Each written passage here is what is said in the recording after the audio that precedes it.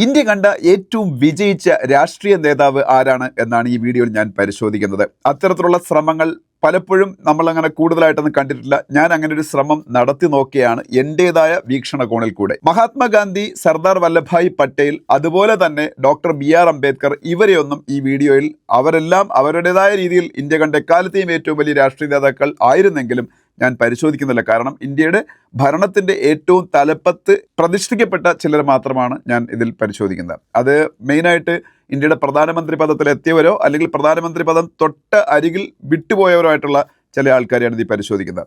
അപ്പോൾ അങ്ങനെ പരിശോധിക്കുമ്പോഴും നമ്മൾ ഇന്ത്യയുടെ ഭാഗതയെ നിർണ്ണയിക്കാൻ കപ്പാസിറ്റിയുള്ള 2 രാഷ്ട്രീയ പാർട്ടികൾ മാത്രമേ ഇന്ത്യയിലുള്ളൂ. അവരുടെ ലീഡേഴ്സിന് മാത്രം പരിശോധിക്കേണ്ട ആവശ്യമേ ഉള്ളൂ. അപ്പോൾ ഇന്ത്യയുടെ ഭാഗതയെ നിർണ്ണയിച്ചു കൊണ്ടിരുന്ന പാർട്ടി കോൺഗ്രസ് ആണ്. കോൺഗ്രസിൽ നിന്ന് 3 ലീഡേഴ്സ് ഞാൻ സെലക്ട് ചെയ്തു. അത് ജവഹർലാൽ നെഹ്റു, ഇന്ദിരാഗാന്ധി, അതുപോലെ മൻമോഹൻ സിംഗുമാണ്. ഇവർ 3 പേരും 10 വർഷമോ അതിൽ കൂടുതലോ ഇന്ത്യ ഭരിച്ചവരാണ്. അതേപോലെ ഇന്ന് ഇന്ത്യയുടെ ഭാഗതയെ നിർണ്ണയിച്ചു കൊണ്ടിരിക്കുന്ന പാർട്ടിയും അടുത്ത കുറേ കാലം കൂടെ ഇന്ത്യയുടെ ഭാഗതയും അല്ലെങ്കിൽ ഭാവി നിർണ്ണയിക്കുന്ന പാർട്ടിയും BJP ആയിരിക്കും എന്നുള്ളതുകൊണ്ട് അവരിൽ നിന്നും 3 ലീഡേഴ്സ് ഞാൻ സെലക്ട് ചെയ്തു. അത് ഒന്ന് നരേന്ദ്രമോദി തന്നെയാണ്, പിന്നീട് ഒന്ന് AB വാജ്പേയി, പിന്നെ BJPയിൽ ഉപപ്രധാനമന്ത്രി പദം വരെ ഉയർന്ന LK അദ്വാനി. അങ്ങനെ ഈ 6 ലീഡേഴ്സിൻ്റെ ഒരു കൂട്ടത്തിൽ ഏറ്റവും വിജയം വരിച്ച നേതാവ് ആരാണ് എന്നാണ് ഞാൻ ഈ വീഡിയോയിൽ പരിശോധിക്കുന്നത്. അപ്പോൾ എൻ്റെ പേര് ബിജു നായർ. എൻ്റെ ഒരു പുതിയ വീഡിയോയിലേക്ക് സ്വാഗതം. ഏറ്റവും വിജയം വരിച്ച നേതാവ് എന്ന് പറയുമ്പോൾ പ്രധാനമന്ത്രി പദത്തിൽ എത്തിയത് കൊണ്ട് മാത്രമായില്ല എന്നാണ് ഞാൻ വിശ്വസിക്കുന്നത്. അതായത് ഏറ്റവും വിജയം വരിച്ച നേതാവ് എന്ന് പറയുമ്പോൾ അദ്ദേഹം ഒരു മാസ് ലീഡർ കൂടെ ആയിരിക്കണം. അദ്ദേഹത്തിൻ്റെ പാർട്ടിയെ ഇന്ത്യയുടെ എൻ്റയർ ലെങ്ത് ആൻഡ് ബ്രെഡ്ത്തിൽ വളർത്തിയ നേതാവായിരിക്കണം. ജനങ്ങളിൽ വലിയ കോൺഫിഡൻസ് ജനിപ്പിക്കുന്ന നേതാവായിരിക്കണം. ഇതെല്ലാം ഞാനിതിൻ്റെ ഈ ഒരു വീഡിയോ ഉണ്ടാക്കുന്നതിന് ഘടകം ആക്കിയിട്ടുണ്ട്. അപ്പോൾ ഒരു മാസ് ലീഡർ എന്ന് പറഞ്ഞാൽ എന്താണ് മാസ് ലീഡർ എന്നുള്ളത് കൊണ്ട് ഉദ്ദേശിക്കുന്നത്? മാസ് ലീഡർ എന്ന് പറയുമ്പോഴത്തേക്ക് നമ്മൾ ഒരു ജനകോടികളെ ഒരേ സമയത്ത് അവർക്ക് പ്രചോദിപ്പിക്കാൻ കഴിയണം. അവരുമായിട്ട് ഡയറക്റ്റ്ലി കമ്മ്യൂണിക്കേറ്റ് ചെയ്യാൻ കഴിയണം. അവരുടെ പിന്നീട് ശരീരഭാഷ കിണങ്ങുന്ന വ്യക്തിത്വം ആയിരിക്കണം. അത്തരത്തിലുള്ള നേതാക്കളെയാണ് നമ്മൾ മാസ് ലീഡേഴ്സ് എന്ന് പറയുന്നത്. ഞാൻ ഈ പറഞ്ഞ കൂട്ടത്തിലുള്ള എല്ലാ ലീഡേഴ്സ് ഒരു പരിധിവരെ മൻമോഹൻ സിംഗ് ഒഴിച്ച് ബാക്കി എല്ലാവരും മാസ് ലീഡേഴ്സ് തന്നെയായിരുന്നു. ഇതിൽ ആദ്യത്തെ നേതാവും ഇന്ത്യയുടെ ആദ്യത്തെ പ്രധാനമന്ത്രിയുമായിരുന്ന ജവഹർലാൽ നെഹ്റുവിനെ എടുത്ത് നോക്കിയാൽ അദ്ദേഹം യഥാർത്ഥത്തിൽ മാസ് ലീഡർ ആകുന്നത് ഇന്ത്യക്ക് ഫ്രീഡം കിട്ടിയത് അദ്ദേഹം ഇന്ത്യയുടെ പ്രധാനമന്ത്രി പദത്തിലേക്ക് ഉയർന്നതിന് ശേഷം മാത്രമാണെന്ന് കാണാം. അതിനു മുമ്പ് അദ്ദേഹം കോൺഗ്രസിലെ ഏറ്റവും മുതിർന്ന 4-5 നേതാക്കളിൽ ഒരാൾ മാത്രമായിരുന്നു. അദ്ദേഹത്തിൻ്റെ ജനപിന്തുണയുടെയൊക്കെ ഒരു മെഷർമെൻ്റ് എടുത്തു നോക്കുകയാണെങ്കിൽ ഇന്ത്യയുടെ പ്രധാനമന്ത്രി പദത്തിലേക്ക് അദ്ദേഹം എത്തുന്നതിന് മുമ്പ് വരെ അദ്ദേഹം കോൺഗ്രസിൽ 4ാം സ്ഥാനക്കാരൻ മാത്രമായിരുന്നു. 1ാം സ്ഥാനത്ത് എന്നും മഹാത്മാഗാന്ധി ആയിരുന്നു. അത് കഴിഞ്ഞ് ഉറപ്പായിട്ടും സുഭാഷ് ചന്ദ്രബോസ് ഫോർവേഡ് ബ്ലോക്ക് എന്നുള്ളൊരു പാർട്ടി ഉണ്ടാക്കി കോൺഗ്രസ് വിട്ടു പോകുന്നതിന് മുമ്പ് അദ്ദേഹമായിരുന്നു 2ാമൻ എന്ന് പറയുന്ന കോൺഗ്രസിലെ ജനപിന്തുണയുടെ കാര്യത്തിൽ. അങ്ങനെ ഞാൻ പറയാനൊരു കാരണമുണ്ട്. 1939 മഹാത്മാഗാന്ധി നിർത്തിയ ഒരു സ്ഥാനാർത്ഥി ഉണ്ടായിരുന്നു കോൺഗ്രസ് പ്രസിഡന്റ് ആവാൻ വേണ്ടി. അദ്ദേഹത്തിന്റെ പേര് പട്ടാഭി സീതാരാമയ്യ എന്നായിരുന്നു. ഈ പട്ടാഭി സീതാരാമയ്യക്കെതിരെ മത്സരിച്ചത് സുഭാഷ് ചന്ദ്രബോസ് ആയിരുന്നു. പക്ഷേ ഗാന്ധിജിയുടെ സ്ഥാനാർത്ഥി ആയിരുന്നിട്ട് പോലും പട്ടാഭി സീതാരാമയ്യെ കൺവിൻസിംഗ് മാർജിനിൽ തോൽപ്പിച്ച് സുഭാഷ് ചന്ദ്രബോസ് ആണ് ആ വർഷം കോൺഗ്രസിന്റെ പ്രസിഡന്റ് പദവിയിലേക്ക് എത്തുന്നത്. അതെന്താണ് സൂചിപ്പിക്കുന്നത്? ആ സമയത്ത് ഗാന്ധിജിയുടെ സ്ഥാനാർത്ഥി ആയിരുന്നിട്ട് പോലും സുഭാഷ് ചന്ദ്രബോസ് ആണ് ജയിച്ചതെന്ന് പറയുമ്പോൾ ഒരുപക്ഷെ ഗാന്ധിജിയെക്കാളും ആ ഒരു മൊമെന്റിൽ പോപ്പുലാരിറ്റി ബോസിനായിരുന്നു എന്ന് പറയേണ്ടി വരും. പിന്നീട് മറ്റൊരു കാര്യം നമുക്ക് ചിന്തിക്കുമ്പോൾ, അപ്പം ആ സമയത്ത് നിങ്ങൾക്ക് മനസ്സിലായി സുഭാഷ് ചന്ദ്രബോസ് ആയിരുന്നു മോസ്റ്റ് പോപ്പുലർ. പിന്നീട് നമുക്ക് ഇന്ത്യക്ക് ഫ്രീഡം ഏതാണ്ട് കിട്ടുന്ന സമയമാകുമ്പോഴത്തേക്ക് ഇന്ത്യയുടെ പ്രധാനമന്ത്രി പദത്തിലേക്ക് ആര് വരണം എന്നൊരു വോട്ടെടുപ്പ്, ഒരു ഇന്റേണൽ വോട്ടിംഗ് കോൺഗ്രസ് നടക്കുകയാണ്. അപ്പോൾ അതിൽ 15 പ്രദേശ് കോൺഗ്രസ് കമ്മിറ്റികളിൽ 12 പട്ടേലിന് അനുകൂലമായിട്ടാണ് വോട്ട് ചെയ്തതെന്ന് നിങ്ങൾക്ക് എവിടെ സെർച്ച് ചെയ്താലും കാണാം. ഇപ്പം നിങ്ങൾ ഗൂഗിൾ ജെമിനിയിലോ എവിടെ നോക്കിയാൽ അത് ആ ഒരു വാർത്ത നിങ്ങൾക്ക് കാണാം. ഇപ്പോഴും 3 പ്രദേശ് കോൺഗ്രസ് കമ്മിറ്റികൾ മാത്രമേ നെഹ്റുവിനെ പിന്തുണച്ചുള്ളൂ. പക്ഷേ എന്നിട്ടും ഗാന്ധിജിയുടെ പിന്തുണ നെഹ്റുവിനായിരുന്നുകൊണ്ട് അത് മനസ്സിലാക്കി പട്ടേൽ പ്രധാനമന്ത്രി പദത്തിലേക്കുള്ള മത്സരത്തിൽ നിന്ന് പിന്മാറുകയാണ്. അപ്പം ആ പോയിന്റ് ഓഫ് ടൈമിൽ പട്ടേലായിരുന്നു ഇന്ത്യയുടെ ഏറ്റവും പോപ്പുലർ ആയിട്ടുള്ള കോൺഗ്രസ് നേതാവ് ആഫ്റ്റർ മഹാത്മാഗാന്ധി എന്ന് കാണാം. അപ്പോൾ ഒരു 4ാം സ്ഥാനക്കാരൻ മാത്രമായിരുന്നു നെഹ്റു. പക്ഷേ ഇന്ത്യയുടെ പ്രധാനമന്ത്രി പദത്തിലേക്ക് വന്നതിന് ശേഷം അദ്ദേഹത്തിന് കാര്യങ്ങൾ എളുപ്പമായിരുന്നു. അതും നമ്മൾ പറയണം. കാര്യം പാർട്ടി എന്നുള്ള സംഭവം ബിൽഡ് ചെയ്യേണ്ട ആവശ്യമില്ല. കാരണം കോൺഗ്രസ് പാർട്ടി എന്നുള്ള സംഭവം ഇന്ത്യയുടെ ആത്മാവിൽ അലിഞ്ഞു തീർന്ന പാർട്ടിയായിരുന്നു. ഇന്ത്യക്ക് ഫ്രീഡം നേടിത്തന്ന പാർട്ടിയായിരുന്നു. ഇന്ത്യയുടെ ഓരോ കോണിലും ജനങ്ങളെ പ്രചോദിപ്പിച്ചുകൊണ്ടിരുന്ന പാർട്ടിയായിരുന്നു. അതുകൊണ്ട് ഇന്ത്യക്ക് ഫ്രീഡം കിട്ടിയതിനു ശേഷം ആ പാർട്ടി മാത്രമാണ്. ഇന്ന് തമിഴ്നാട്ടിൽ 1960കളുടെ അവസാനത്തിൽ കോൺഗ്രസിന്റെ ഭരണം അവസാനിച്ചാണ്. പിന്നീട് അവർക്ക് ഒരിക്കൽ പോലും BJPക്കോ കോൺഗ്രസിനോ തമിഴ്നാട്ടിൽ ഭരണം പിടിച്ചെടുക്കാൻ കഴിഞ്ഞിട്ടില്ല. ആ തമിഴ്നാട്ടിൽ ഉൾപ്പെടെ ഇന്ത്യക്ക് ഫ്രീഡം കിട്ടിയതിന് ശേഷം കുറച്ചു കാലം കോൺഗ്രസ് ആയിരുന്നു ഭരിച്ചത്, അതായത് എൻറ്റയർ ഇന്ത്യയും. അതുകൊണ്ടൊരു പൊളിറ്റിക്കൽ പ്രോജക്ട് എന്നുള്ള നിലയിൽ ഇന്ത്യയുടെ ഭരണം പിടിക്കാൻ നെഹ്റുവിന് ഒരു പാടുമില്ലായിരുന്നു. പിന്നീട് അദ്ദേഹം മോഡേൺ ഇന്ത്യയുടെ ശില്പി എന്നുള്ള നിലയിലും അതുപോലെ ഇന്ത്യയിൽ പല ഇൻസ്റ്റിറ്റ്യൂഷൻസും കെട്ടിപ്പടുത്ത വ്യക്തി എന്നുള്ള നിലയിലും ഇന്ത്യയുടെ നയതന്ത്ര ബന്ധങ്ങൾക്ക് ഒരു അടിത്തറ കൊടുത്ത ആളെന്ന നിലയിലും ഒക്കെ ഇന്ത്യയിലെ എക്കാലവും ഓർമ്മിക്കപ്പെടും. അദ്ദേഹത്തിന്റെ പല ഡിസിഷൻസും ഇന്ന് ചലഞ്ച് ചെയ്യപ്പെടുന്നുണ്ട് BJP നേതൃത്വത്തിലെങ്കിലും ആദ്യത്തെ പ്രധാനമന്ത്രി എന്ന രീതിയിലും ഇന്ത്യയുടെ ലോങ്സ്റ്റ് സെർവിംഗ് പ്രൈം മിനിസ്റ്റർ ഏതാണ്ട് 17 വർഷം ഭരിച്ച ആളെന്നുള്ള നിലയിലും ഒക്കെ ഇന്ത്യക്ക് അദ്ദേഹം സംഭാവനകൾ ഉറപ്പായിട്ടും നൽകിയിട്ടുണ്ട്. അദ്ദേഹത്തിൻ്റെതായ രീതിയിൽ മാസ് ലീഡറായിട്ട് മാറി പിന്നെ ഇന്ത്യയുടെ പ്രധാനമന്ത്രി പദവി ഏറ്റെടുത്തതിന് ശേഷം. അതിനു മുമ്പ് അദ്ദേഹം അത്ര വലിയ മാസ് ലീഡറൊന്നും അല്ലായിരുന്നു. ഗാന്ധിജിയും സുഭാഷ് ചന്ദ്രബോസും പട്ടേൽ വരുന്ന ആ കാലത്ത് സ്വാതന്ത്ര്യത്തിന് മുമ്പുള്ള കോൺഗ്രസിലെ ഏറ്റവും വലിയ മാസ് ലീഡേഴ്സ്. ഇനി കോൺഗ്രസിന്റെ ചരിത്രത്തിലെ ഏറ്റവും വലിയ മാസ് ലീഡർ ആരെന്ന് ചോദിച്ചാൽ അതിൽ യാതൊരു സംശയവുമില്ല, നെഹ്റുവിന്റെ മകളായിരുന്ന ഇന്ദിരാഗാന്ധി. ഇന്ത്യയിൽ ഏറ്റവും കൂടുതൽ കാലം പ്രധാനമന്ത്രി പദവിയിലിരുന്ന നെഹ്റുവിന് ശേഷം പിന്നീട് കോൺഗ്രസിൽ നിന്ന് ഏറ്റവും കൂടുതൽ കാലം പ്രധാനമന്ത്രി പദവിയിലിരുന്നത് ഇന്ദിരാഗാന്ധിയാണ്. ഇന്ദിരാഗാന്ധി എന്തുകൊണ്ട് ഏറ്റവും വലിയൊരു മാസ് ലീഡറും ഏറ്റവും വിജയിച്ചൊരു രാഷ്ട്രീയ നേതാവും ഒക്കെ ആയി മാറുന്നതെന്ന് ചോദിച്ചാൽ അവരെടുത്ത ചില തീരുമാനങ്ങൾ കൊണ്ടാണ്. അവർ ഇന്ത്യക്ക് കൊടുത്ത ഏറ്റവും വലിയ കോൺട്രിബ്യൂഷൻസ് ആയിട്ട് നമ്മൾ ഒരുപാട് കാര്യങ്ങൾ പറയാറുണ്ടെങ്കിലും എനിക്ക് ഏറ്റവും സ്ട്രൈക്കിംഗ് ആയിട്ട് തോന്നിയിട്ടുള്ളത് 2 കാര്യങ്ങളാണ്. ഒന്നെന്ന് പറയുന്നത് 1971 വാറിൽ നമ്മൾ പാകിസ്ഥാനെ കൺവിൻസിംഗ് ആയിട്ട് തോൽപ്പിച്ചിട്ട് ബംഗ്ലാദേശ് എന്ന് പറയുന്ന രാജ്യത്തിന് ഉണ്ടാക്കുന്ന ആ ഒരു പ്രോസസ്സിൽ നമ്മൾ മുഖ്യ കാർമ്മികത്വം വഹിക്കുകയാണ്. അങ്ങനെ ഈസ്റ്റ് പാകിസ്ഥാൻ എന്നൊരു തലവേദന ഇന്ത്യയുടെ കിഴക്ക് നമുക്ക് ഇല്ലാതാവുകയാണ്. അവിടെ ഇന്ത്യ അനുകൂലമായിട്ടുള്ള ബംഗ്ലാദേശ് വരികയാണ്. ഇന്ന് അവർ ഇന്ത്യ അനുകൂലം അല്ല, പക്ഷേ majority of the time India അനുകൂലമായിട്ടുള്ള ഒരു സംവിധാനമായിട്ട് ബംഗ്ലാദേശ് ഇന്ത്യയുടെ കിഴക്കിൽ മാറിയെങ്കിൽ അതിന് ഇന്ദിരാഗാന്ധിയാണ് ഉത്തരവാദി. ആ യുദ്ധത്തിൽ ഇന്ത്യ എന്ന് പറയുന്ന രാജ്യം ലാഹോർ വരെ പാകിസ്ഥാനെ പിടിച്ചെടുക്കുകയും പാകിസ്ഥാൻ്റെ 93,000 പട്ടാളക്കാരെ ഇന്ത്യ തടങ്കലിലാക്കുകയും ചെയ്തിരുന്നു. അപ്പോൾ അതാണ് ഇന്ദിരാഗാന്ധിയുടെ ഏറ്റവും വലിയ കോൺട്രിബ്യൂഷൻ ടു ഇന്ത്യ എന്ന് എനിക്ക് തോന്നുന്നത്. രണ്ടാമത്തെ ഏറ്റവും വലിയ കോൺട്രിബ്യൂഷൻ എന്ന് പറയുന്നത് പഞ്ചാബ് എന്ന് പറയുന്ന സംസ്ഥാനം. പഞ്ചാബ് എന്ന് പറയുന്ന സംസ്ഥാനത്തിലെ ഇന്റേണൽ പ്രോബ്ലംസ് ഈ വീഡിയോ കണ്ടുകൊണ്ടിരിക്കുന്ന എല്ലാ ആൾക്കാർക്കും അറിയാവുന്നതായിരിക്കും. കാശ്മീർ പോലെ ആയിരുന്നു ഒരു സമയത്ത് പഞ്ചാബ്. പക്ഷേ പഞ്ചാബിലെ സിഖ് തീവ്രവാദത്തിന് ബ്ലൂ സ്റ്റാർ ഓപ്പറേഷൻ എന്ന് പറയുന്ന ഒരു പ്രോജക്റ്റ് വഴി ഇന്ത്യയിൽ ഏതാണ്ട് ഇല്ലാതാക്കി അടിച്ചമർത്തിയത് ഇന്ദിരാഗാന്ധി പ്രധാനമന്ത്രിയായിട്ടിരിക്കുന്ന സമയത്താണ്. അതിൻ്റെ പേരിലാണ് പിന്നീട് അവർ കൊല്ലപ്പെടുകയൊക്കെ ചെയ്യുന്നത്. പക്ഷേ ഇന്ദിരാഗാന്ധി ഇത്തരത്തിൽ വളരെ ബോൾഡായിട്ടുള്ള ഡിസിഷൻസ് എടുത്ത് ഏറ്റവും പോപ്പുലർ ആയിട്ടുള്ള ജനകീയമായിട്ടുള്ള നേതാവായിട്ട് മാറിയെങ്കിലും അവരുടെ രാഷ്ട്രീയ ജീവിതത്തിൽ തീരാ കളങ്കമായിട്ട് ഒരു സംഭവമുണ്ട്, അടിയന്തരാവസ്ഥ. പക്ഷേ അടിയന്തരാവസ്ഥയിലേക്ക് ഞാൻ പോകുന്നില്ല ഈ വീഡിയോയിൽ ഡീറ്റെയിൽ ആയിട്ട്, കാരണം അടിയന്തരാവസ്ഥ നിങ്ങൾക്ക് എല്ലാവർക്കും അറിയാവുന്ന സംഭവമാണ്. അതുകൊണ്ടാണ് ഞാൻ അതിലേക്ക് കൂടുതൽ പോകാത്തത്. പക്ഷേ ഇന്ദിരാഗാന്ധി പരാജയപ്പെട്ട കുറേ കാര്യങ്ങളുണ്ട്. അത് ഏതൊക്കെയാണെന്ന് ഞാൻ കൂടെ ഈ വീഡിയോയിൽ പറയാം. ഒന്ന് എന്ന് പറയുന്നത് ഈ 1971 വാറിൽ ഇന്ത്യ കൺവിൻസിംഗ് ആയിട്ട് വിജയിച്ചെന്ന് പറഞ്ഞല്ലോ, അതിൽ യാതൊരു സംശയവുമില്ല. 93,000 പാകിസ്ഥാൻ പട്ടാളക്കാരെയാണ് നമ്മൾ തടങ്കലിലാക്കിയത്. ലാഹോർ വരെ നമ്മൾ പിടിച്ചെടുക്കുകയും ചെയ്തു. പക്ഷേ പിന്നീട് നടന്നതാണ് നമുക്ക് മനസ്സിലാവാത്ത ചില കാര്യങ്ങൾ. പിന്നീട് വരുന്ന സിംല എഗ്രിമെന്റ് പ്രകാരം സുൽഫിക്കർ അലി ഭൂട്ടോ എന്ന പാകിസ്ഥാന്റെ പ്രസിഡന്റുമായിട്ട് ഇന്ദിരാഗാന്ധി സംസാരിച്ച് എഗ്രിമെന്റ് ഉണ്ടാക്കുന്നതിന്റെ അടിസ്ഥാനത്തിൽ ഈ 93,000 പട്ടാളക്കാരെ ഒരു ഉപാധിയും ഇല്ലാതെ പാകിസ്ഥാന് വിട്ടുകൊടുക്കുകയാണ്. ആ സമയത്ത് പാകിസ്ഥാന്റെ കയ്യിലുണ്ടായിരുന്ന കുറച്ച് ഇന്ത്യൻ പട്ടാളം ഉണ്ടായിരുന്നു, വിരലിലുണ്ടാവുന്നവരുള്ളായിരുന്നു. അവരെ തിരിച്ചു വാങ്ങാനുള്ള നടപടികൾ സ്വീകരിക്കാഞ്ഞതുകൊണ്ട് പിന്നീട് അവർ പാകിസ്ഥാനി ജയിലുകളിൽ നരകിച്ച് മരിച്ചെന്ന് പറയപ്പെടുന്നുണ്ട്. അതൊരു മിസ്റ്റേക്ക്. രണ്ടാമതായിട്ട് പാകിസ്ഥാന്റെ ലാഹോർ വരെയുള്ള പ്രദേശവും നമ്മൾ പിടിച്ചെടുത്തായിരുന്നു. അതും ഈ സിംല ഉടമ്പടി പ്രകാരം അവർക്ക് തിരിച്ചു കൊടുത്തതിലോ പട്ടാളക്കാരെ വിട്ടുകൊടുത്തതിലോ തെറ്റൊന്നുമില്ല. പക്ഷേ പറ്റിപ്പോയത് എന്താണെന്ന് അറിയാമോ? നമുക്ക് അന്ന് വേണമെങ്കിൽ പാകിസ്ഥാനുമായിട്ടുള്ള കാശ്മീർ പ്രോബ്ലം അവസാനിപ്പിക്കാമായിരുന്നു. ഈ പറഞ്ഞ പട്ടാളക്കാരെയും ഈ പറഞ്ഞ പാകിസ്ഥാനിൽ നിന്ന് പിടിച്ചെടുത്ത പ്രദേശങ്ങളെയൊക്കെ വച്ച് വില പേശി നമുക്ക് കാശ്മീർ പ്രോബ്ലം ഒരു വിധത്തിൽ സോൾവ് ചെയ്തെടുക്കാൻ പറ്റുമെന്നത്. അതൊരു സ്ട്രാറ്റജിക് മിസ്റ്റേക്കാണ്. അപ്പോൾ എന്തുകൊണ്ടാണ് ഇന്ദിരാഗാന്ധി ഒരു സിംല എഗ്രിമെന്റ് പ്രകാരം ഇതെല്ലാം ചെയ്തതെന്ന് അറിയത്തില്ല, ഇത്രയും വലിയ വിജയം നേടിയതിനു ശേഷം. രണ്ടാമത്തെ മറ്റൊരു വലിയ സ്ട്രാറ്റജിക് മിസ്റ്റേക്ക് എന്ന് പറയുന്നത് അന്ന് ഇന്ത്യ ഈ പറഞ്ഞ ബംഗ്ലാദേശ് ബംഗ്ലാദേശ് എന്ന് പറയുന്ന രാജ്യത്തിന് സ്വാതന്ത്ര്യം നേടിക്കൊടുത്ത ഇന്ത്യയാണെന്ന് അറിയാമല്ലോ. അപ്പോൾ ബംഗ്ലാദേശിൽ ഇന്ത്യക്ക് വലിയൊരു ഗുഡ്വിൽ ഉണ്ടായിരുന്നു. ഇന്ത്യയുടെ ഏറ്റവും വലിയ സുഹൃത്തായ ഷെയ്ഖ് മുജീബ് റഹ്മാനാണ് ബംഗ്ലാദേശ് ഭരിക്കുന്നത്. അപ്പോൾ ഇന്ത്യയെ നോർത്ത് ഈസ്റ്റുമായിട്ട്, ഇന്ത്യയുടെ വടക്ക് കിഴക്കൻ സംസ്ഥാനങ്ങളുമായിട്ട് കണക്ട് ചെയ്യുന്ന ഒരു കോറിഡോർ ഉണ്ട്. അതിനെ ചിക്കൻ കോറിഡോർ അല്ലെങ്കിൽ സിലിഗുരി കോറിഡോർ എന്നൊക്കെ പറയും. കോഴിക്കഴുത്തെന്ന് അറിയപ്പെടുന്ന കാര്യം അത്രയും ഇടുങ്ങിയ ഒരു പ്രദേശമാണ്. അതുകൊണ്ടാണ് അതിന് ചിക്കൻ കോറിഡോർ എന്നൊക്കെ പറയുന്നത്. ആ പ്രദേശം അങ്ങനെ ഇടുങ്ങിയതായിട്ടുള്ള ഒരു കണക്ടിവിറ്റി പ്രദേശമായി മാറിയത് ഇന്ത്യക്ക് സ്ട്രാറ്റജിക് ആയിട്ടുള്ള വലിയൊരു ഡിസഡ്വാൻറ്റേജ് അവിടെ ഇന്ത്യക്ക് സൃഷ്ടിക്കുന്നുണ്ട്. അപ്പോൾ ഈവൻ ഒരു പെട്ടെന്നൊരു പ്രശ്നം ഉണ്ടായ ഒരു സൈനിക മൂവ്മെൻറ്റ് നടത്തുന്നതിന് പോലും ഈ പറഞ്ഞ ചിക്കൻ കോറിഡോർ എന്ന് പറയുന്നത് നമുക്ക് വലിയ ബുദ്ധിമുട്ട് സൃഷ്ടിക്കുകയും ചെയ്യും. അന്ന് നമുക്ക് ബംഗ്ലാദേശ് അവർക്ക് നേടിക്കൊടുത്ത സമയത്ത് വലിയൊരു ഗുഡ്വിൽ ബംഗ്ലാദേശിൽ ഇന്ത്യക്ക് അനുകൂലമായിട്ടുണ്ടായിരുന്നത് കൊണ്ട് അന്ന് വേണമെങ്കിൽ ബംഗ്ലാദേശിൽ സമ്മർദ്ദം ചെലുത്തി കുറച്ചുകൂടെ വലിയൊരു കണക്ടിവിറ്റി കോറിഡോർ നമുക്ക് അവിടെ ഉണ്ടാക്കിയെടുക്കാൻ പറ്റുമായിരുന്നു.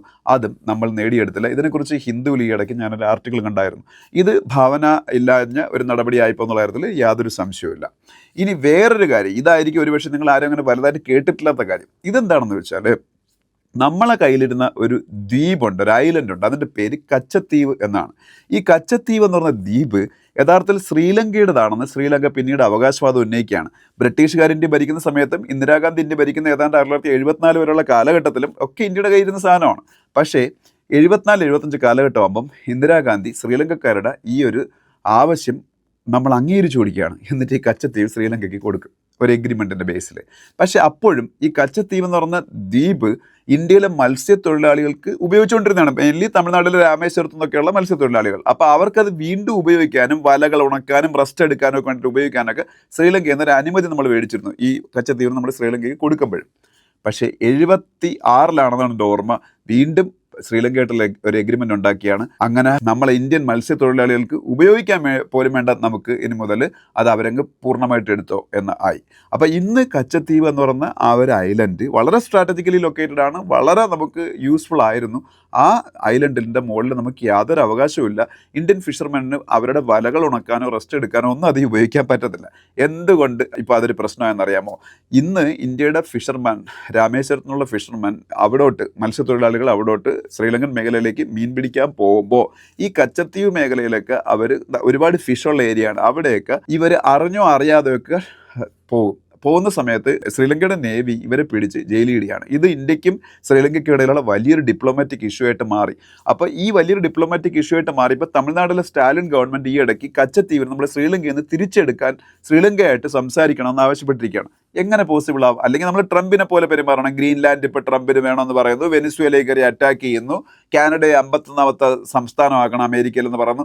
ആ രീതിയിൽ ഇന്ത്യക്ക് പെരുമാറാൻ പറ്റില്ല. അങ്ങനെ ഒരു പാരമ്പര്യം നമുക്കില്ലല്ലോ. നമ്മൾ കൊടുത്ത പ്രദേശം, വിത്തൗട്ട് എനി റീസൺ കൊടുത്ത പ്രദേശം തിരിച്ചു വാങ്ങണമെന്ന് പറയാൻ ഇനി നമുക്ക് എന്ത് അവകാശമാണുള്ളത്? അപ്പോൾ ഈ തമിഴ്നാട്ടിൽ നിന്നുള്ള മത്സ്യത്തൊഴിലാളികൾക്ക് ഏറ്റവും വലിയ പ്രോബ്ലം ക്രിയേറ്റ് ചെയ്യുന്ന ഈ കച്ചത്തീവ് എന്ന് പറഞ്ഞ നമ്മളുടെ സ്വന്തം പ്രദേശം അവർക്ക് ഒരു കാര്യമില്ല ദാനം ചെയ്ത് ഇന്ദിരാഗാന്ധിയുടെ പീരീഡിൽ. അങ്ങനെ കുറേ സ്ട്രാറ്റജിക് മിസ്റ്റേക്സ്, പിന്നെ അടിയന്തരാവസ്ഥ ഓഫ് കോഴ്സ്, അങ്ങനെ കുറേ മിസ്റ്റേക്സ് ഈ ഇന്ദിരാഗാന്ധി എന്നുള്ള ഭരണാധികാരിയുടെ ഭാഗത്ത് നിന്നുണ്ടായിട്ടുണ്ട്. അതൊഴിവാക്കിയാൽ കോൺഗ്രസിൻ്റെ ഭരണ കാലയളവിൽ എല്ലാ പ്രധാനമന്ത്രിമാരെയും എടുത്തു നോക്കിയാൽ ഏറ്റവും മാസ് ആയിട്ടുള്ള ലീഡർ, ഏറ്റവും വളരെ ഉപയോഗപ്രദമായിട്ടുള്ള ഇന്ത്യക്ക് വേണ്ടിയുള്ള പല കാര്യങ്ങളും ചെയ്ത ലീഡർ ഇന്ദിരാഗാന്ധി തന്നെയായിരുന്നു. പിന്നെ ഒരു ലോങ് പീരീഡിൽ ഭരിച്ച ഭരണാധികാരിയാണ് മൻമോഹൻ സിംഗ്. അതേ വലിയ മാസ് ലീഡറൊന്നും ഒരു കാലത്തും അല്ലായിരുന്നു. അദ്ദേഹം ആക്ച്വലി സോണിയാഗാന്ധിയുടെ ഒരു ഹാൻഡ് പിക്ഡ് ആയിട്ടുള്ള ഒരു ലീഡർ മാത്രമായിരുന്നു. സോണിയാഗാന്ധിക്ക് പുറകിൽ 2ാം സ്ഥാനക്കാരനായി മാത്രമേ പ്രധാനമന്ത്രി പദവിയിൽ ഇരിക്കുമ്പോൾ പോലും അദ്ദേഹം പല കാര്യങ്ങളും ചെയ്തിരുന്നുള്ളൂ. പക്ഷേ സ്റ്റിൽ അദ്ദേഹം ഒരു 10 വർഷം തികച്ച ഭരണാധികാരി ആയതുകൊണ്ട് അദ്ദേഹത്തിൻ്റെ പേര് ഞാൻ പിക്ക് ചെയ്യുന്നേ ഉള്ളൂ. അപ്പം മൻമോഹൻ സിംഗിനെ അതിൽ കൂടുതലായിട്ട് ഡിസ്കസ് ചെയ്യുന്നില്ല. എന്തായാലും കോൺഗ്രസിൻ്റെ ഈ 3 ലീഡേഴ്സിൽ ഏറ്റവും വലിയ ജനകീയത ഉണ്ടായിരുന്ന, ഏറ്റവും വിജയിച്ച ഭരണാധികാരി ഇന്ദിരാഗാന്ധി തന്നെയാണ്. പക്ഷേ കുറച്ച് പരാജയങ്ങൾ അവരുടെ ഭാഗത്തു നിന്നുണ്ടായിട്ടുണ്ട്. അതാണ് ഞാനിവിടെ പറയുന്നത്. ഇനി നമുക്ക് ഇപ്പോൾ ഇന്ത്യയിലെ ഏറ്റവും ശക്തമായ പൊളിറ്റിക്കൽ പാർട്ടിയും എതിരാളികളില്ലാതെ മുന്നേറിക്കൊണ്ടിരിക്കുന്ന പൊളിറ്റിക്കൽ പാർട്ടിയായ BJPയിലേക്ക് പോകാം. സത്യത്തിൽ ഒരു പാർട്ടി എന്നുള്ള നിലയിൽ ഇന്ത്യയിലെ ഏറ്റവും സക്സസ്ഫുൾ ആയിട്ട് പൊളിറ്റിക്കൽ പാർട്ടി ഏതാണെന്ന് ചോദിച്ചാൽ ഞാൻ തീർച്ചയായിട്ടും BJPയുടെ പേര് പറയും. കാര്യം കോൺഗ്രസ് എന്ന് പറയുന്ന പൊളിറ്റിക്കൽ പാർട്ടി ആക്ച്വലി ബിൽഡ് ചെയ്യാൻ നെഹ്റുവിനോ ഇന്ദിരാഗാന്ധിക്കോ അതിനുശേഷം വന്ന രാജീവ് ഗാന്ധിക്കോ ഇതിനിടയിൽ ഉണ്ടായിരുന്ന ലാൽ ബഹാദൂർ ശാസ്ത്രിക്കോ ആർക്കും ഒരു ബുദ്ധിമുട്ടുമില്ലായിരുന്നു. കാര്യം ഇൻഡിപെൻഡൻസിന് വേണ്ടിയിട്ടുണ്ടായ പാർട്ടി, അല്ലെങ്കിൽ ഇൻഡിപെൻഡൻസ് സ്ട്രഗിൾ മുന്നിൽ നിന്ന് നയിച്ച പാർട്ടി, അതിൽ വലിയ സ്റ്റാൾവാർട്ട് ലീഡേഴ്സ്, പ്രത്യേകിച്ച് മഹാത്മാഗാന്ധിയുടെ പാർട്ടി എന്നുള്ള ഒരു ബോധം ഇന്ത്യയിലെ ജനമനസ്സുകളിൽ, ഇന്ത്യയിൽ ഏതൊക്കെ ജനങ്ങളുണ്ടായിരുന്നു അവരുടെ എല്ലാ മനസ്സുകളിൽ സൃഷ്ടിക്കപ്പെട്ടിരുന്ന ആ ഒരു വികാരം, അത് കോൺഗ്രസ്സിന് ഇന്ത്യയുടെ പോൾ പൊസിഷനിൽ എപ്പോഴും നിർത്തിയിരുന്നു. അതുകൊണ്ട് തന്നെ ആദ്യം കുറേ കാലഘട്ടങ്ങളിൽ ഭരണം പിടിക്കാനോ പാർട്ടി സംവിധാനം കെട്ടിപ്പടുക്കാനോ അവർക്കൊരു ബുദ്ധിമുട്ടുമില്ല. അത് ഓൾറെഡി അവിടെ ഉണ്ടായിരുന്നൊരു വടവൃക്ഷമാണ്. ആ വൃക്ഷം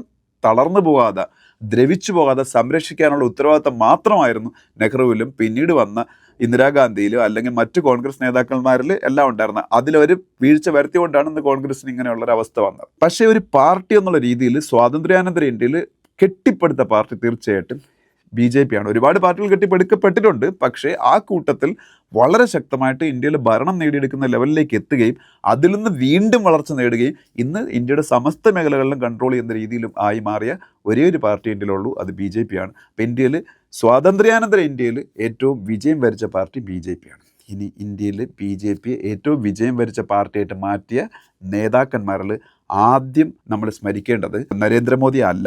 അവിടെ നമ്മൾ സ്മരിക്കേണ്ടത് AB വാജ്പേയിയും LK അദ്വാനിയുമാണ്. ഇവർ രണ്ടുപേരുമാണ് BJPയുടെ ആദ്യകാലത്തെ ഏറ്റവും വലിയ മാസ് ലീഡേഴ്സ് എന്ന് പറയുന്നത്. അതിൽ തന്നെ ഏറ്റവും വലിയ മാസ് ലീഡർ ആരായിരുന്നു വെച്ചാൽ ഞാൻ ഉറപ്പായിട്ടും LK അദ്വാനി എന്നേ പറയുള്ളൂ. കാരണം പാർട്ടി കെട്ടിപ്പടുത്തത് LK അദ്വാനിയാണ്. രാമക്ഷേത്ര മൂവ്മെൻറ്റ് മുന്നിൽ നിന്ന് നയിച്ച് അതിനുശേഷം വരുന്ന ബാബറി മസ്ജിദിൻ്റെ തകർച്ച, ഇതൊക്കെയാണ് BJPയുടെ ഇന്നത്തെ ഇന്ത്യയുടെ വളർച്ചയ്ക്കുള്ള ഏറ്റവും പ്രധാനപ്പെട്ട കാരണങ്ങളായിട്ട് ഭവിച്ചത്. അതിൽ ഈ രാമക്ഷേത്ര മൂവ്മെന്റിന് നേതൃത്വം കൊടുത്തത് തന്നെ LK അദ്വാനിയാണ്. അദ്ദേഹം നടത്തിയ രഥയാത്രയെക്കുറിച്ചും അതിന് ബീഹാറിൽ RJDയുടെ അന്നത്തെ തലവനായിരുന്ന ലാലു പ്രസാദ് യാദവ് തടഞ്ഞ് അദ്ദേഹത്തിന് അദ്വാനി അറസ്റ്റ് ചെയ്ത സംഭവമൊക്കെ നമുക്കറിയാം. അതൊക്കെയാണ് ഇന്ത്യൻ രാഷ്ട്രീയത്തിൽ പിന്നീട് വഴിത്തിരിവുകളായിട്ട് മാറുന്ന സംഭവങ്ങളായിട്ട് മാറുന്നത്. അപ്പോൾ ഈ LK അദ്വാനി എന്ന് പറഞ്ഞ ലീഡറാണ് ആക്ച്വലി ഇന്ത്യയിൽ ജയിക്കാവുന്ന പാർട്ടിയായിട്ട് BJPയെ മാറ്റിയത്. പിന്നീട് വരുന്ന സബ്സിക്വന്റ് ഇലക്ഷൻസിലെല്ലാം BJP ഇന്ത്യയിലെ ഏറ്റവും വലിയ ഒറ്റക്കക്ഷിയായിട്ട് മാറുന്നു. അപ്പോഴവർക്ക് ഭരണം പിടിക്കാനുള്ള ഭൂരിപക്ഷം കിട്ടുന്നില്ല. അപ്പം RSS ഉൾപ്പെടെയുള്ള സംഘടനകൾക്ക് ഏറ്റവും പ്രിയങ്കരൻ, ഇന്ത്യയിലെ തീവ്ര ഹിന്ദുക്കൾക്ക് ഏറ്റവും പ്രിയങ്കരൻ LK അദ്വാനി ആയിരുന്നെങ്കിലും LK അദ്വാനി പ്രൈം മിനിസ്റ്റർ ആക്കാൻ ഒരിക്കലും അവർക്ക് പറ്റത്തില്ല. കാരണം അദ്ദേഹത്തിന് അത്രയും തീവ്രമായ ഒരു മുഖമായിരുന്നതുകൊണ്ട്, ഇവർക്ക് ഒറ്റയ്ക്ക് ഭൂരിപക്ഷം ഇല്ലാതിരുന്നത് കൊണ്ടും, അവർക്ക് കൂട്ടുകക്ഷികളെ വേണം എന്നുള്ളതുകൊണ്ട്, കൂട്ടുകക്ഷി ഭരണത്തിന് അനുയോജ്യനായിട്ടുള്ളൊരു നേതാവായിട്ട് മറ്റുള്ളവരും അക്സെപ്റ്റ് ചെയ്യാത്തതുകൊണ്ട് അദ്വാനി പ്രധാനമന്ത്രിയാക്കാൻ അവർക്ക് അന്ന് കഴിഞ്ഞില്ല. അപ്പോൾ ഒരു മൃദു ഹിന്ദുത്വ മുഖമായിട്ട് അവർ വാജ്പേയിയെ വളർത്തിക്കൊണ്ടുവരികയാണ്. ആ വാജ്പേയിയാണ് പിന്നീട് കൂട്ടുകക്ഷി ഭരണത്തിൽ കൂടെ BJP അധികാരത്തിലേക്ക് ഏറ്റുന്നത്. അദ്ദേഹം 3 തവണ ഇന്ത്യയുടെ പ്രധാനമന്ത്രിയാവുന്നു. അതിൽ അവസാന തവണ അദ്ദേഹം 5 വർഷം ഭരിച്ച പ്രധാനമന്ത്രിയാവുന്നു. ഇന്ത്യയിലെ ആദ്യത്തെ 5 വർഷം തികയ്ക്കുന്ന നോൺ കോൺഗ്രസ് പ്രൈം മിനിസ്റ്ററായിട്ടും വാജ്പേയി മാറുന്നു. അപ്പോൾ ഈ വാജ്പേയി അദ്വാനി ഒരേപോലെ പോപ്പുലർ ആയിരുന്നെങ്കിലും പാർട്ടിയെ വളർത്തിയ ഏറ്റവും വലിയ മാസ് ലീഡർ ആയിരുന്നു വെച്ചാൽ പ്രധാനമന്ത്രി പദത്തിലേക്ക് എത്തിയില്ല, ഉപപ്രധാനമന്ത്രി പദം വരെ എത്തിയുള്ളെങ്കിലും അദ്വാനിയാണ്. പിന്നീട് വരുന്നു 2004 തൊട്ട് 14 വരെയുള്ള മൻമോഹൻ സിംഗിന്റെ പീരീഡ് കഴിഞ്ഞിട്ട് 14 നരേന്ദ്രമോദിയുടെ ഭരണം. 1984 ഇന്ദിരാഗാന്ധി കൊല ചെയ്യപ്പെടുമ്പോൾ ഇന്ത്യയിൽ വലിയൊരു സഹതാപ തരംഗം ഉണ്ടാവുക. ആ സഹതാപ തരംഗത്തിൽ ഇന്ദിരാഗാന്ധിയുടെ മകനായിരുന്ന രാജീവ് ഗാന്ധി പ്രതിപക്ഷം പോലും ഇല്ലാത്ത രീതിയിൽ ഭൂരിപക്ഷം നേടി ഇന്ത്യയുടെ പ്രധാനമന്ത്രി പദത്തിലേക്ക് അവരോധിക്കപ്പെടുകയും ചെയ്തു എന്ന് 1984 കഴിഞ്ഞിട്ട് 2014 വരെ 30 വർഷം ഒരു പാർട്ടിക്കും ഇന്ത്യയിൽ ഭൂരിപക്ഷമില്ലാത്ത അവസ്ഥ വരികയും പിന്നെ കൂട്ടുകക്ഷി ഭരണത്തിൻ്റെ കാലഘട്ടം ആയിരുന്നു. ഇനി ആർക്കും ഇന്ത്യയിൽ ഒറ്റയ്ക്ക് ഭൂരിപക്ഷം കിട്ടില്ലെന്ന് പൊളിറ്റിക്കൽ പണ്ഡിറ്റ്സ് വിധി വരെ എഴുതി. കാരണം അത്രയ്ക്ക് ന്യൂമറസ് നമ്പർ ഓഫ് പാർട്ടികൾ, എല്ലാവരും 1-2 സീറ്റൊക്കെ വെച്ച് പിടിക്കുക. അപ്പം കോൺഗ്രസിനോ BJPക്കോ ഒറ്റയ്ക്ക് ഭരിക്കാനുള്ള ഭൂരിപക്ഷം ഒരിക്കലും കിട്ടില്ല എന്നാണ് കരുതിയത്.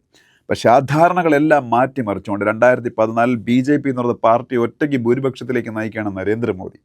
പിന്നീട് ഇന്ത്യ കണ്ടതെല്ലാം ചരിത്രമാണ്. അപ്പം നിങ്ങൾക്ക് ഞാൻ പറയാതെ തന്നെ പിന്നീട് സംഭവിച്ച കാര്യങ്ങൾ അറിയാം. എന്നാലും ഈ നരേന്ദ്രമോദി എന്ന് പറഞ്ഞ പൊളിറ്റിക്കൽ ലീഡർ, ഇന്നത്തെ ഇന്ത്യയുടെ പ്രൈം മിനിസ്റ്റർ, തുടർച്ചയായിട്ട് 11 വർഷമായിട്ട് ഇന്ത്യയിൽ ഭരണത്തിലിരിക്കുന്ന രാഷ്ട്രീയ നേതാവ്, ഇന്ന് ലോകത്തിലെ ഏറ്റവും വലിയ ജനകീയനായ പൊളിറ്റിക്കൽ നേതാവ് ആര് എന്ന് ഗൂഗിൾ ജെമിനിയോടോ ChatGPTയോടോ നിങ്ങൾ ചോദിച്ചാൽ കിട്ടുന്ന ആൻസർ നരേന്ദ്രമോദി എന്നായിരിക്കും. അതിൻ്റെ കാരണം വേറൊന്നുമല്ല, മോർണിംഗ് കൺസൾട്ട് എന്ന് പറയുന്ന അമേരിക്കൻ ഏജൻസി, പ്യൂ എന്ന് പറയുന്ന അമേരിക്കൻ റിസർച്ച് ഏജൻസി, ഇവരെല്ലാവരും നടത്തുന്ന പഠനങ്ങളിൽ കഴിഞ്ഞ 11 വർഷമായിട്ട് ജനകീയതയിൽ 70% മുകളിലാണ് അദ്ദേഹത്തിൻ്റെ അപ്രൂവൽ റേറ്റിംഗ്, ചില സമയത്ത് 80% മുകളിലും.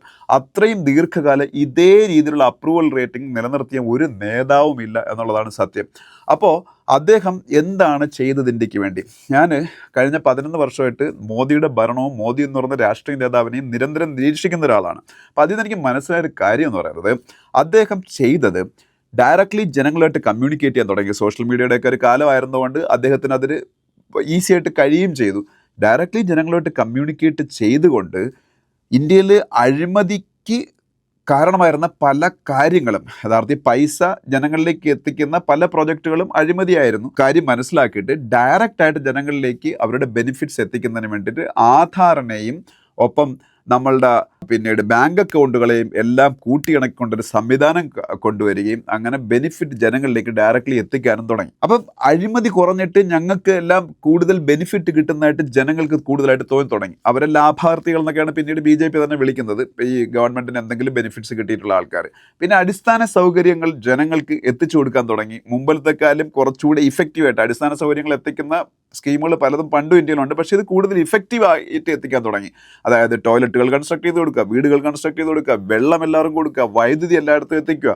പിന്നെ അടിസ്ഥാന മേഖലയിൽ വൻ വികസനം കൊണ്ടുവരാൻ തുടങ്ങി. റോഡുകൾ, പാലങ്ങൾ, കൂടുതൽ എയർപോർട്ടുകൾ, കൂടുതൽ ഹോസ്പിറ്റലുകൾ, കൂടുതൽ all India institute of medical സയൻസുകൾ, അങ്ങനെ വിസിബിൾ ആയിട്ടുള്ള വികസനം, റെയിൽവേ സ്റ്റേഷനുകൾ, പുതിയ പുതിയ ട്രെയിനുകൾ, ബുള്ളറ്റ് ട്രെയിനുകൾ, അങ്ങനെ എല്ലാ മേഖലയിലും വികസനം കൊണ്ടുവരികയാണ്. ഒപ്പം മീഡിയകളെ അകറ്റി നിർത്തിയിട്ട് ഡയറക്ട്ലി ജനങ്ങളായിട്ട് കമ്മ്യൂണിക്കേറ്റ് ചെയ്യുന്ന സംവിധാനവും കൊണ്ടുവന്നു. അപ്പോൾ അദ്ദേഹം അങ്ങനെയാണ് ഒരു വലിയ ഭരണാധികാരിയായിട്ട് മാറുന്നത്. പക്ഷേ ഭരണാധികാരി എന്നുള്ളപ്പം തന്നെ അദ്ദേഹം പാർട്ടിയെ വളർത്തിയ രീതിയും കൂടെ മനസ്സിലാക്കുക. 2014 ഒറ്റയ്ക്ക് BJPക്ക് ഭൂരിപക്ഷം നേടിക്കൊടുക്കും നരേന്ദ്രമോദി. അപ്പോഴും അതിനുശേഷം 19 അതിലും കൂടുതൽ ഭൂരിപക്ഷം നേടിക്കൊടുക്കും.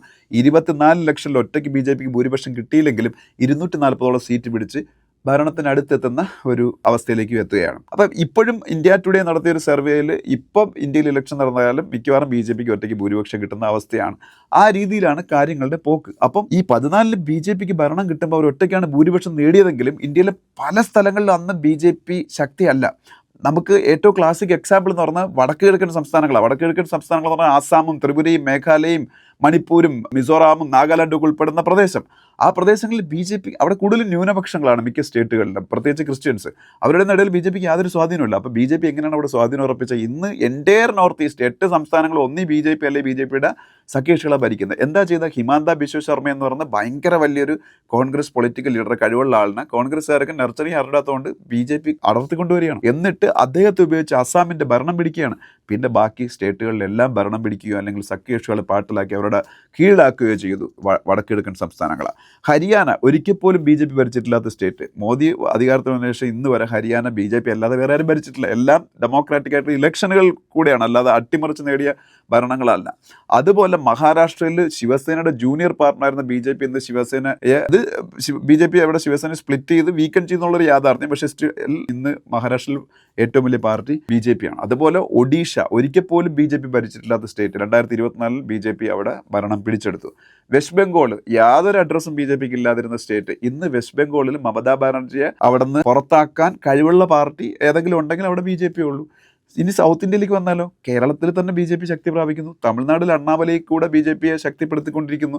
തെലുങ്കാന ആയിരിക്കും ഇനി സൗത്ത് ഇന്ത്യയിൽ, കർണാടക അല്ലാതെ വേറൊരു സ്റ്റേറ്റ് BJP ഉടനെ ഭരണത്തിൽ കയറാൻ പോകുന്ന സ്റ്റേറ്റ്. കാരണം തെലുങ്കാനയിൽ ഇന്ന് ഭരണത്തിലുള്ള കോൺഗ്രസിനും ഭരണത്തിലില്ലാത്ത BJPക്ക് തുല്യ സീറ്റുകളാണ് MPമാരുടെ എണ്ണത്തിൽ. കഴിഞ്ഞ ഇലക്ഷൻ നടന്നപ്പോൾ 7 വീത MPമാരാണ് തെലുങ്കാനയിൽ BJPക്കും കോൺഗ്രസിനും ഉള്ളത്. അപ്പം പാർട്ടിയെ 24 മണിക്കൂറും പ്രവർത്തിക്കുന്ന ഒരു സംവിധാനമാക്കി മാറ്റിക്കൊണ്ട് ഇലക്ഷൻ മെഷീനറി നിരന്തരം ചലിപ്പിച്ചുകൊണ്ട് യുവാക്കളെ കയ്യിലെടുത്തുകൊണ്ട് ഇന്ത്യയിലെ സ്ത്രീകൾക്ക് അനുകൂലമായിട്ടുള്ള സ്കീമുകൾ നടപ്പാക്കി ആവിഷ്കരിച്ച് അവരിലേക്ക് എത്തിച്ചുകൊണ്ട് സ്ത്രീ വോട്ടർമാരിൽ വലിയൊരു വിഭാഗത്തിൻ്റെ വോട്ടുകൾ നേടുന്നു. ഒപ്പം ഏറ്റവും വലിയ ഇതായിട്ട് നമ്മൾ പറയേണ്ടത് ഇൻഡസ്ട്രിയൽ ഡെവലപ്മെൻറ്റ് ഓഫ് കോഴ്സ് ഉണ്ട്. അതെല്ലാം പറഞ്ഞുകൊണ്ടിരിക്കാനുള്ള സമയമില്ല ഈ വീഡിയോയിൽ. ഇൻഡസ്ട്രിയൽ ഡെവലപ്മെൻറ്റ് ഉണ്ട്, ഇലക്ട്രോണിക്സ് മാനുഫാക്ചറിംഗ് നമ്മൾ ലോകത്തിൽ 2ാം സ്ഥാനത്ത് എത്തുന്നു. മൊബൈൽ ഫോണുകളുടെ മാനുഫാക്ചറിംഗ് ചൈനയ്ക്ക് പിന്നിൽ 2ാം സ്ഥാനത്ത് കഴിഞ്ഞ ആഴ്ച നമ്മൾ എത്തുന്നു. ഡിഫൻസ് മേഖലയിൽ ആയുധങ്ങൾ ഉണ്ടാക്കുന്ന അത് 1.5 ലക്ഷം കോടിയുടെ ഒരു ഡിഫൻസ് ബിസിനസ് ഇൻഡസ്ട്രി ഇന്ന് ഇന്ത്യയിലുണ്ട്. അതിൽ 30,000 കോടിയുടെ സാധനങ്ങൾ കയറ്റുമതി ചെയ്യണം നമ്മൾ മറ്റു രാജ്യങ്ങൾ. മുമ്പ് നമ്മൾ ഇറക്കുമതി ചെയ്യുന്ന രാജ്യമായിരുന്നു മൊത്തം സാധനങ്ങൾ. ഇതിനെല്ലാം പുറമെ നമ്മൾ ഇപ്പം ദുരന്തർ എന്ന് പറയുന്ന സിനിമ ഇറങ്ങി നിങ്ങളൊക്കെ ഒരുപക്ഷെ കണ്ടു കാണും. ആ സിനിമ കാണിക്കുന്ന ഒരു പൊളിറ്റിക്കൽ പ്രോജക്റ്റ് പോലെ ആയിരിക്കാം, പക്ഷേ അതിൽ പറയുന്ന പല കാര്യങ്ങളും സത്യമാണ്. നമ്മൾ ഇന്ത്യയിൽ തീവ്രവാദ ആക്രമണങ്ങളായിരുന്നു ഒരു സമയത്ത്. എപ്പോഴും ആ തീവ്രവാദ ആക്രമണങ്ങൾ നടക്കുമ്പോൾ നമ്മൾ തിരിച്ചടിക്കത്ത് പോലും ഇല്ലായിരുന്നു. മുംബൈയിൽ അജ്മൽ കസബൊക്കെ വന്ന് ഒരു താണ്ഡവം ആടുമ്പോൾ അതിനുശേഷം നമ്മൾ പാകിസ്ഥാൻ ഒന്നും ചെയ്യുന്നില്ല. പക്ഷേ ഇന്ന് അങ്ങനെയല്ല. ഇന്ന് ഇന്ത്യയുടെ ഇന്റേണൽ സെക്യൂരിറ്റി വളരെ സ്ട്രോങ് ആണ്. ഇന്ത്യക്ക് അകത്ത് തീവ്രവാദ ആക്രമണങ്ങൾ വളരെ വളരെ ചുരുക്കമായിട്ട് നടക്കുന്നുള്ളൂ. അങ്ങനെ നടക്കുന്നു എപ്പോഴെങ്കിലും നടന്നാൽ തിരിച്ചടി അപ്പോഴേ പാകിസ്ഥാന് കിട്ടുകയാണ്. ലാസ്റ്റിൽ ഇപ്പോൾ ഓപ്പറേഷൻ സിന്ദൂറാണ് നടന്നത്. ഇനി ഇതിലും ഏറ്റവും വലിയ വിജയം എന്ന് പറയുന്നത് ഈ തീവ്രവാദത്തിന് അടിച്ചമർത്തിയത് മാത്രമല്ല, കാശ്മീർ എന്ന് പറയുന്ന സ്റ്റേറ്റിനെ ശാന്തമാക്കിയത് ഏറ്റവും വലിയൊരു നേട്ടം. കാശ്മീരിൽ ഇപ്പോൾ വലിയ പ്രോബ്ലംസ് ഒന്നുമില്ല. ചെറിയ ചെറിയ പ്രോബ്ലംസ് എപ്പോഴും എന്തായാലും ഉണ്ടാവും, അത് അവിടെ തന്നെ കാണും. പക്ഷേ കാശ്മീർ ഓൾമോസ്റ്റ് ശാന്തമാണ്. ഇതിനൊക്കെ അപ്പുറം ഏറ്റവും വലിയ ഒരു കോൺട്രിബ്യൂഷൻ, ഇന്ത്യയിലെ ഏറ്റവും വലിയ ഇന്റേണൽ പ്രോബ്ലം, ഒരു 10ഓളം സ്റ്റേറ്റുകളിൽ ഏറ്റവും വലിയ തലവേദനയായിരുന്നു മാവോയിസ്റ്റുകൾ എന്ന് പറയുന്നത്, നക്സലൈറ്റുകൾ. ഈ മാർച്ചിൽ മാവോയിസ്റ്റ് ഇന്ത്യയിൽ അവസാനിക്കും. ഇന്ത്യയുടെ ഏറ്റവും വലിയ ഇന്റേണൽ സെക്യൂരിറ്റി ത്രെട്ടായിരുന്നു മാവോയിസം. റെഡ് കോറിഡോർ, ചുവന്ന ഇടനാഴി എന്ന് പറയുന്നത് ഇവിടുന്ന് ആന്ധ്രയും തെലുങ്കാനയും കടന്ന് മഹാരാഷ്ട്ര, ഒഡീഷ, വെസ്റ്റ് ബംഗാൾ, ജാർഖണ്ഡ്, അതുപോലെ ബീഹാറിലെ ഒരു പരിധി വരെ, അതുപോലെ ഛത്തീസ്ഗഡ്, ഈ സ്റ്റേറ്റുകൾ, വെസ്റ്റ് ബംഗാൾ, ഈ സ്റ്റേറ്റുകളെല്ലാം പ്രശ്നം. ഇന്ന് ഒരു സ്റ്റേറ്റിലും ഒരു പ്രശ്നമല്ല. ഇന്ന് ആകെപ്പാടെ ഛത്തീസ്ഗഡിലെ 3 ജില്ലകളിൽ മാത്രമായിട്ട് മാവോയിസം ചുരുങ്ങുന്നു. അപ്പം ഇതൊക്കെ വളരെ ഭാവനാത്മകമായ നടപടികളിൽ കൂടെ അവസാനിപ്പിക്കാൻ കഴിഞ്ഞു. അപ്പോൾ അങ്ങനെ നോക്കുമ്പോൾ ഇപ്പം മോദിയുടെ ഇപ്പം ഇതെല്ലാം ഞാൻ മോദിയുടെ വിജയങ്ങളാണ് പറഞ്ഞത്. മോദിയുടെ പരാജയങ്ങളെക്കുറിച്ച് നിങ്ങൾ നോക്കുകയാണെന്നുണ്ടെങ്കിൽ സത്യം പറഞ്ഞ പരാജയങ്ങളിൽ ഇപ്പോൾ മോദിയുടെ ഏറ്റവും വലിയ ക്രിട്ടിക്കലായിട്ടുള്ള ആൾക്കാർ പറയും അദ്ദേഹം ഒരു വർഗീയവാദിയാണെന്നോ അല്ലെങ്കിൽ അദ്ദേഹം വർഗീയതയിൽ കൂടെയാണ് വോട്ട് നേടി ജയിക്കുന്നതെന്നൊക്കെ പറയും. പക്ഷേ എനിക്കതിനോട് പൂർണ്ണമായി യോജിപ്പില്ല. കാര്യം വർഗീയതയിൽ കൂടെ ഒരിക്കലും എന്നും എന്ന ഇലക്ഷൻ ജയിക്കാൻ പറ്റത്തില്ല. പിന്നെ അങ്ങും ഇങ്ങും ഉണ്ടാകുന്ന ബീഫിന്റെ പേരിലുള്ള കൊലപാതകങ്ങളെല്ലാം എല്ലാ സമയത്ത് കോൺഗ്രസ് ഭരിക്കുന്ന സമയത്തല്ലേ ഇതിൽ വലിയ കലാപങ്ങൾ ഇവിടെ ഉണ്ടായിട്ടുള്ളത്, ഈ സിഖ് വിരുദ്ധ കലാപം ഉൾപ്പെടെ. അപ്പം നമുക്ക് അങ്ങും ഇങ്ങും നടക്കുന്ന ഈ ഇതുപോലുള്ള ചെറിയ ചെറിയ കമ്മ്യൂണൽ ഇൻസിഡൻസ് വലിയൊരു കലാപം ആയിട്ടൊന്നും മാറുന്നില്ല.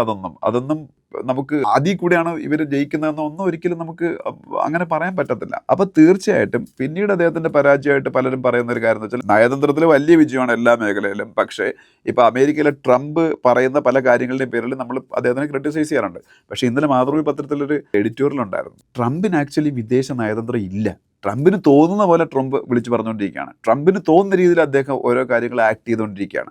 അങ്ങനെ ഒരു നേതാവിൻ്റെ മുന്നിൽ യൂറോപ്പിന് പോലും ഇന്ന് UK പ്രൈം മിനിസ്റ്ററിനോ അല്ലെങ്കിൽ ഫ്രാൻസിൻ്റെ പ്രസിഡന്റിനോ അല്ലെങ്കിൽ ഇറ്റലിയുടെ പ്രൈം മിനിസ്റ്ററിനോ ഇവർക്ക് ആർക്ക് യാതൊരു വിലയില്ലാത്ത രീതിയിലാണ് അദ്ദേഹം യൂറോപ്പിനോട് പോലും പെരുമാറുന്നത്. അദ്ദേഹത്തിന് നാറ്റോ സഖ്യേഷ്യ ഡെൻമാർക്കിന്റെ അധീനതയിലുള്ള ഗ്രീൻലാൻഡ് എന്ന് പറഞ്ഞ പ്രദേശം പിടിച്ചെടുക്കാൻ പോയാണ് US. മിക്കവാറും അങ്ങനെ ഒരു ആക്രമണം ഉടനെ നടന്നേക്കാം. അങ്ങനെ ഒരു ലീഡറിനോട് എന്ത് വിവരക്കേടും വിളിച്ചു പറയുന്ന ഒരു ഭരണാധികാരിയോട് മൗനമാണ് ഏറ്റവും മികച്ച പ്രതിരോധം അല്ലെങ്കിൽ മൗനമാണ് ഏറ്റവും മികച്ച നയതന്ത്രം എന്നാണ് മാതൃഭൂമി പത്രം എഴുതിയിരിക്കുന്നത്. അപ്പോൾ ഞാൻ ജനിച്ചതിന് ശേഷം കണ്ടിട്ടുള്ള ലീഡേഴ്സിന് നോക്കുകയാണെന്നുണ്ടെങ്കിൽ അതിനു മുമ്പുള്ള ഞാൻ ജനിക്കുന്നതിന് മുമ്പുള്ള ലീഡേഴ്സിനെ ഞാൻ വിലയിരുത്തിയിട്ടുണ്ട്. ഇവരുടെ 2 കാലഘട്ടങ്ങൾ വിലയിരുത്തുമ്പോൾ തീർച്ചയായിട്ടും ഇന്ന് ഇന്ത്യ ഭരിച്ചുകൊണ്ടിരിക്കുന്ന നരേന്ദ്രമോദിയാണ് ഇന്ത്യ ഇതുവരെ കണ്ട സ്വാതന്ത്ര്യാനന്തര ഇന്ത്യ ഇതുവരെ കണ്ട ഏറ്റവും വലിയ വിജയിച്ച രാഷ്ട്രീയ നേതാവെന്ന് പറയേണ്ടി വരും. കാര്യം വിജയിച്ച രാഷ്ട്രീയം എന്ന് പറയുമ്പോൾ അദ്ദേഹം താഴെ തട്ടിൽ നിന്ന് വളർന്നു വന്ന ആളാണ്. ഇന്ദിരാഗാന്ധി ജവഹർലാൽ നെഹ്റുവിൻ്റെ മകളായതുകൊണ്ട് ഇന്ത്യയുടെ പ്രൈം മിനിസ്റ്റർ പൊസിഷനിലേക്ക് എത്തി. പക്ഷേ അവർ വലിയ കഴിവുള്ള നേതാവായിരുന്നു, അതുകൊണ്ട് അവർ വലിയ കോൺട്രിബ്യൂഷൻസ് ഇന്ത്യക്ക് കൊടുക്കുന്നു. ഇനി ജവഹർലാൽ നെഹ്റു സ്വാതന്ത്ര്യ സമര കാലഘട്ടത്തിൽ സ്വാതന്ത്ര്യം നേടുന്നതിന് മുന്നിൽ നിന്ന് നയിച്ച നേതാവായതുകൊണ്ട് പട്ടേലിനെ വെട്ടിയിട്ടാണെങ്കിലും ചില റീസൺസ് കൊണ്ട് മഹാത്മാഗാന്ധി അദ്ദേഹത്തെ പ്രധാനമന്ത്രി പദത്തിലേക്ക് എത്തിക്കുകയാണ്. അവിടെ ഇരുന്നുകൊണ്ട് അദ്ദേഹം ഒരുപാട് നല്ല കാര്യങ്ങൾ ചെയ്തിട്ടുണ്ട്. തീർച്ചയായിട്ടും ഇവരാരും പക്ഷേ ഗ്രൗണ്ട് ലെവലിൽ നിന്ന് ഒരു സാധാരണ പാവപ്പെട്ട ആളുടെ ഫാമിലിയിൽ നിന്ന് ജനിച്ചു വളർന്ന ആളല്ല. ഇനി ജനിച്ചു വളർന്ന് മുകളിൽ എത്തിയിട്ട് അവിടെ ഇരുന്നുകൊണ്ട് ആ പാർട്ടി വളർത്തുന്നതിന് കൊടുത്ത കോൺട്രിബ്യൂഷൻ. സ്വാതന്ത്ര്യാനന്തര ഇന്ത്യയിൽ BJP ആണ് ഏറ്റവും വിജയിച്ച പാർട്ടി ഞാൻ പറഞ്ഞു. ആ വിജയിച്ച പാർട്ടി ഇത്രയും വിജയിച്ച ഇന്ത്യയുടെ എല്ലാ കോർണറിലേക്കും അവരുടെ ഇൻഫ്ലുവൻസ് ഒരു സ്പ്രെഡ് ചെയ്ത പാർട്ടിയാക്കി മാറ്റിയതും മോദിയാണ്. അപ്പം നിങ്ങൾ ഈ പറഞ്ഞ എൻ്റെ അഭിപ്രായങ്ങൾ നിങ്ങൾക്ക് വിശ്വാസമില്ല, നിങ്ങൾക്ക് ഇന്ത്യ ഡെമോക്രസി ആയതുകൊണ്ട് നിങ്ങൾക്ക് എന്നെ എന്ത് തെറിവാണെങ്കിലും ഇതിൻ്റെ താഴെ വിളിക്കുക, എന്ത് കമൻറ്റ് നിങ്ങൾക്ക് പറയാം. പക്ഷേ നിങ്ങൾ ഇത് ChatGPTയോടോ ഗൂഗിൾ ജെമിനിയോടോ ആരോട് ചോദിച്ചാലും അവർ പറയുന്ന ആൻസറും ഞാൻ ഈ പറഞ്ഞ കാര്യങ്ങളൊക്കെ തന്നെ ആയിരിക്കും. ഇന്ത്യയിലെ മോസ്റ്റ് സക്സസ്ഫുൾ ആയിട്ടുള്ള പ്രൈം മിനിസ്റ്റർ അല്ലെങ്കിൽ ഇന്ത്യയുടെ മോസ്റ്റ് സക്സസ്ഫുൾ ആയിട്ടുള്ള പൊളിറ്റിക്കൽ ലീഡർ, വേൾഡിൽ ഇന്നത്തെ മോസ്റ്റ് പോപ്പുലർ ആയിട്ടുള്ള പൊളിറ്റിക്കൽ ലീഡർ, അതെല്ലാം നരേന്ദ്രമോദിയാണ്. അപ്പോൾ ഇത്രയും ലീഡേഴ്സിൻ്റെ പേരെടുത്ത് ഞാൻ പറഞ്ഞെങ്കിലും ഇന്ന് ഇന്ത്യയിൽ ജീവിച്ചിരിക്കുന്ന ഇന്ത്യയുടെ പ്രൈം മിനിസ്റ്ററായ നരേന്ദ്രമോദിയാണ് സ്വാതന്ത്ര്യാനന്തര ഇന്ത്യയുടെ ചരിത്രത്തിലെ ഏറ്റവും വിജയിച്ച മാസ് പൊളിറ്റിക്കൽ ലീഡർ എന്ന് നിസ്സംശയം പറയാൻ പറ്റും.